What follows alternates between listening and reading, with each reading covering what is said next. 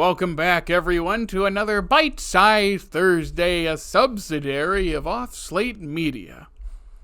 I am Jared. This is Jake. We're watching Star Wars Visions. This week's episode is called The Spy Dancer, the 6th episode of Season 2, or Volume 2, I should say, 15th overall, and animated by Studio La Cachette, who I did some quick research. Some of their projects are Day Trip to the Aquarium of Doom, Moon, Guardian of the Moon, Karos. They've worked on Genndy Tartakovsky's Primal, which I've seen the first season of. They did, I believe, Sucker of Souls for Love, Death, and Robots, and a couple other things. Visions, it looks like, is the most recent thing on their website listed. Yeah, they got kind of a sketch pattern type animation, a lot of fluid movement. Pretty unique style. That sounds like they're French. Let's see. Yep, they're founded. It says animation studio founded in 2014, hidden in Paris. That's what it says. That's just according to their website. So, yeah, I having seen just one of those things, which would be Primal. I like the style. I'm interested to see what they bring to the Star Wars Visions. I don't even know how I was going to end that sentence. So I'll just smile. What they offer to the Star Wars Visions experience. Yeah. I forgot my microphone was down here. You probably couldn't hear me. Yeah, say it again. Bring to the... What they offer to the Star Wars Visions experience. Yes. It's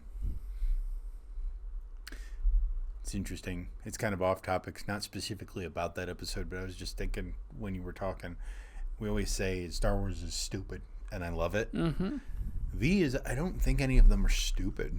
I would not classify any of them. No, I wouldn't call any of them stupid. There are moments of silliness, mostly in the Toby episode from Volume 1.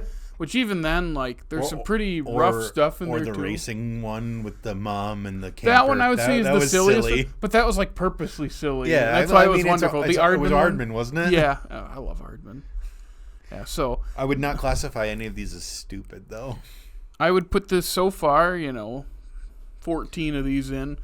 This is some of the best Star Wars ever. It's the most fun I've had with Star Wars since Ahsoka. I know that's only been a year or so, but... And Ahsoka was the most fun I'd had with Star Wars. Since what, Last Jedi? Yeah. And that's where some people do not have fun with that. If you don't count Rebels. I still think that The Last Jedi has one of the best shots ever filmed in a Star Wars movie. Yeah, and regardless Rebels. of how you think it would actually happen with the coordinates and blah, blah, blah, blah, blah. Yeah, I just connect more to animated Star Wars in general. I think that's fair. Yeah. Rebels is one of the best stories I've ever told. Yeah, and there's a lot of great stuff in Clone Wars, and I like The Bad Batch quite a bit. Have you watched any of the other, the real short ones, like the Tales of the Jedi, or isn't there a Tales I've seen, of the Sith I need to catch up on, I've seen a couple Tales of the Jedi and have not seen any of Tales of the Sith. I hear there's some great stuff in there, but... Did you ever watch Star Wars Resistance? It was like Resistance or Age of Resistance or something like that. No, I hear not great things. That would be the only animated That'd be Star like the Wars one show. Thing to stay away from. Because then there's also the ones, I think, from the 90s that are animated and sort of an anime style that people rant and rave about. They're on Disney Plus now. Oh, you're talking about the Clone Wars one? Yeah? Yeah, that Genndy Tartakovsky did. Yeah, was that early? Was that early? Because it it came, I believe, after Revenge of the Sith. Somewhere in there. It might be between the movies. It was 2002 or 3 or somewhere in there. But the real short episode. I think I remember when that was on. Yeah, people love that. I have never seen any of it, and I need to. It's on Disney Plus. I know. That's why it's there.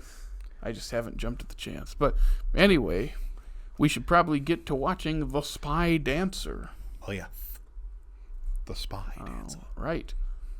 So let's... Well, it's one thing I'm good at. It's dancing. Yeah, so let's... Dance.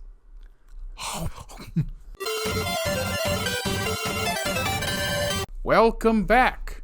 We just watched The Spy Dancer, animated by Studio La Cachette, and another one just like last week. That would structure very well as a feature length. Agreed. The animation's great. I love that animation.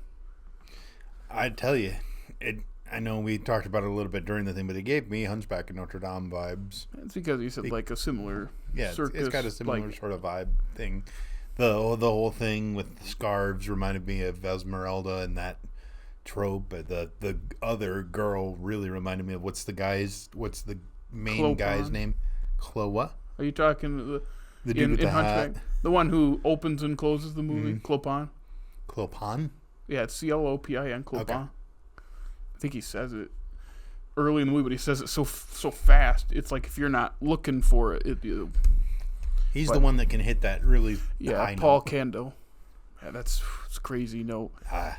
Yeah, so in this one, it's another one where it's not long enough and it moves very quickly, and there's stuff it's like, yeah, if this was like a movie that was developed at a better speed, that'd be really good. It's still good. It's But just, also, you can this tell one was structured better than the last one in that I didn't need it's more contained. anything else to understand what was going on. They were outcasts in a circus, ironically similar to Or Hunchback Club of or Notre something, Dame. yeah. Fighting for the rebels. I wouldn't even say fighting for the rebels. They were. It says it right here. It says it right there? Okay. They're a faction of the rebel alliance. Yeah, it's not. I didn't get that from that, but other than he calls them rebel scum. I assumed it was just because he thought they were trying to kill him. And now I take back my statement of, why didn't she just kill him? Yeah. Well, because I originally thought that she was just trying to kill the old guy. Yeah, and then he's like, wait, who are you? And I didn't even register the kid thing until she's talking. I go, okay, that's what they're doing. And I had assumed from what we saw that the imp. They called them imps. Why have we not heard this in any other Star Wars thing? Why have they not called them that before? It's great. It's perfect. It's there. You were saying? I had assumed that the baby we were seeing being stolen was her. But then she's not part of them. So that'd be like another thing to develop. One does not necessarily equate to the other. Yeah, that's why I was like, we don't have a lot of time. So I wonder what that would mean. Because, at first it's like, okay, who's the kid? Who's who? And then I was like, okay, I think that's her, and then the kid is her kid that was taken. I don't think the Mater D is related to her. Etis, however you said it, the one who saves her multiple times. I don't think they're related. They're just the same race. Fair. Yeah, I think it was like you were talking about we were both talking about The horn thingies. little horns they have because he had the hat on, and then he was the son was had an eye patch. So it's like, yeah, I'm looking at the word and I'll make sure I say it. Heterochromia is when your eyes are different colors, and I noticed that early on. I was like, oh, they have two different eye colors, so that's why you can't tell with him, because that'd be a dead giveaway at first. But when he sees the hologram of him as a kid that she gives him, it's like, yep, okay. Yeah, I'd take a whole movie of that. Yeah, I don't think I'd take a show, but a movie I'd like. And whereas last week it's a journey. That's the other thing about last week. Why it's too quick. When you have a journey like that, you have setup and a time jump and a journey. You need more time. This one, because it's contained, you could have the whole movie take place in that city, with most of it being at the club. I was gonna say you could have most of it take place at the club. Yeah, just that would be the basis, and then you'd have the flashbacks, and you'd have other scenes in and around. Not to reference a movie that has nothing to do with this, but Casablanca takes place mostly at the club. Yeah, but there are also scenes in other places in the city. Yeah. Yeah, so that's. And again, the animation is beautiful. Everything with the movement of like her dress and the scarves, great. And I said out loud, "Man, wouldn't that look stupid in live action?" And you countered with, "I don't know." But then I said, "Yeah, but it's Disney." And you went, "Oh yeah." And then I said, "It's funny how Disney pumps out all of this stuff now, but they 30, almost 40 years ago, no." Almost 40 years ago. 35 years ago is when 35 years ago started the Renaissance. This inspired generations and generations around the world. Yeah, well, it's the and continues to do so. It's like it's clearly the pinnacle of their work. Yeah, it's the ebb and flow too, because you got that they started this industry in the mainstream for film, at least in the U.S., and then they kind of went, struggled for a long time, and then they came back with the Renaissance, and then they dipped a little again, and then they came storming back in the last decade plus, more financially successful than artistically successful, I would say, because it's like they're big, they got even bigger, they got all these companies, and now they are the biggest because there's what 3 movies that they make, and we just get different skins on them. Yeah, so you say it's funny how they're the ones pushing the medium, and now they're the ones kind of help. Who would you say is pushing the medium of animation? Studios like this? Studios like this. In the mainstream, I'd say, like for feature films, Sony, and now... Because of Spider-Verse? Yep, and then some of DreamWorks stuff has pushed it. I would say... it's back and forth. Yeah, Leica, I would say, does it too. I think it... Yeah, Leica pushes, I think, a different medium, but... Yeah, last week we talked about bad working conditions for around the time of... Leica is also in that conversation. I've heard some pretty bad things about how they treat people, and that makes me very sad. Dude, don't say that. They're producing one of my favorite... Oh, I know. A video movie about one of my favorite books. Oh, like I said, it's most of these big studios are not that Leica's massive, but Leica was in that conversation. It's almost like corporate America is bad. Yeah. It's almost like yeah. I don't want to say free enterprise, that's not the right word. Shoot. What type of economy do we have? Capitalist? Yeah, there we go, that's the one. Capitalism is bad. Yeah. You heard it from us. 2 guys in a basement. Yeah, 2 white guys in a basement. 2 white guys in a 2 30-something white guys in a fat basement. 30-something white guys in a basement. Do I keep checking off the list? Anyway. I like anime and he likes sports, so... So, yeah. Back to the Spy Dancer. There's not a ton to go back to because, again, it's like, this would work great as a feature length, but what we got is great. I would hope Studio La Cachette... got some work because of this? Yeah, got more work again. It seems like they're working on Primal. Primal's great. You should check out Primal. I still have to watch the 2nd season. So it's... What streaming service is that on? It might be on Max. That's okay. Because I think it's an Adult Swim thing. Something. I can't remember what it was on. I'm not a giant fan of Adult Swim. It's not like that kind of Adult Swim show. It's pretty violent. It's very violent. A lot of blood. A lot of carnage.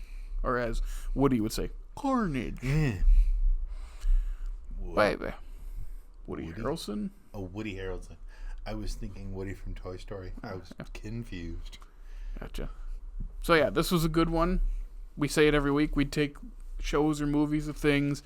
Expanded media. Yeah, we have yet to see a bad Visions episode. I think the one we don't really like as much as Toby, and even Toby was fine. Yeah, just it doesn't fit my vibe of Star Wars that I have in my head. So it's but just a preference thing. thing. But it was different, and I appreciate it for that. And we're getting through. We've only got a couple weeks left of Volume 2, and Volume 3, as we've said, is coming next year apparently. But for this first 2 batches, like, I'd watch Volume 3 on my own time. Like, I've really enjoyed these. Yep. Yeah. Anything else to say about the Spy Dancer? She's a much better dancer than I am. Yeah. Again, 30-something anime-loving white fat guy who is also disabled.